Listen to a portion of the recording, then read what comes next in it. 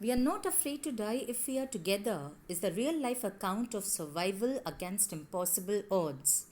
It is a story of courage, determination, and optimism. The narrator, along with his family members, had undertaken the sea voyage. He had set sail from Plymouth, England, to duplicate the round the world voyage, which was made 200 years ago by Captain James Cook. He was the famous explorer. The narrator was very fond of welcoming the challenges of life. He did not like idle and risk free life. So that is the reason why he had undertaken this journey. He and his wife had spent about 16 years honing their seafaring skills. In other words, learning how to tackle the rough weather.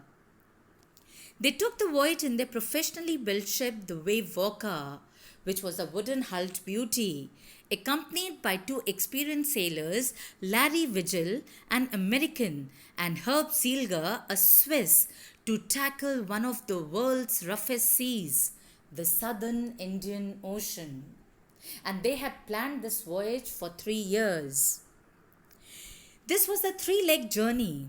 Now, in the first part of the journey, that was about 105,000 kilometers up to Cape Town, passed off very pleasantly. The voyagers had to face strong gales on the second day out of Cape Town. They began to encounter strong winds, but that did not worry them. But the waves had worried them. The waves rose very high. It seemed as if the sea was rolling towards them. The size of the waves was alarming, up to 15 meters as high as the mainmast. A torrent of water broke over the ship. The narrator's head smashed into the wheel. He had to surrender before the inevitable. When he, after some time, saw the wave walker turning right, he caught the guard's rail tightly. On 25th December, the writer's ship was in the Southern Indian Ocean, 3,500 kilometers to the east of Cape Town.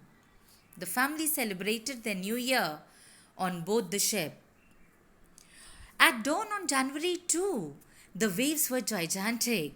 Unfriendly weather and gigantic waves compelled the sailors to slow their speed, drop storm jib, and take other precautions. The danger was so obvious that the sailors completed life raft drill, attached lifelines and life jackets.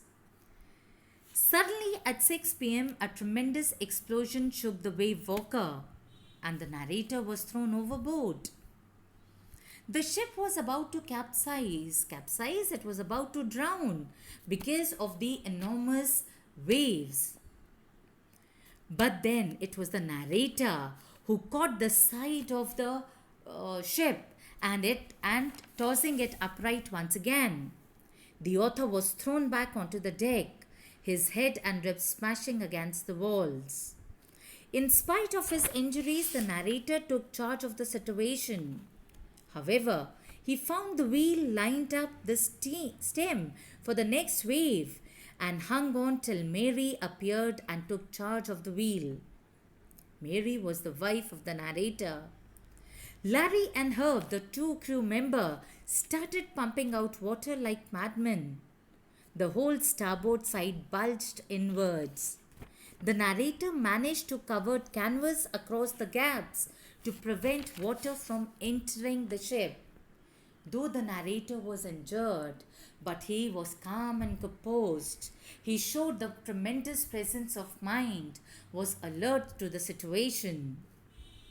But then came more problems. Their hand pumps stopped working and electric pumps short circuited. Fortunately, the narrator found a spare electric pump under the chart room that worked. The entire night was spent in pumping, steering, repairing, and sending radio signals, that are the mayday calls. The narrator checked charts, calculated that if they had to save their life, they had to reach the pinprick in the vast ocean, Isle Amsterdam, which was their only hope of survival. Sue and John were injured, but they said that they were not afraid to die if they could all be together. Suzanne had prepared a card showing the caricatures of their family and saying that he was the best daddy. The narrator became more determined, seeing his children's courage. Finally, they reached Isle Amsterdam, a volcanic island, the French scientific base, where they were welcomed by 28 inhabitants. Therefore, the collective strength and never failing optimism of the sailors made it possible for them to come out of the jaws of death.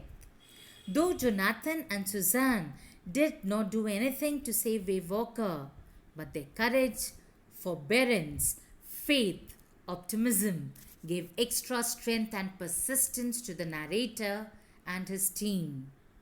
The bravery of the strong willed children is noteworthy in the story.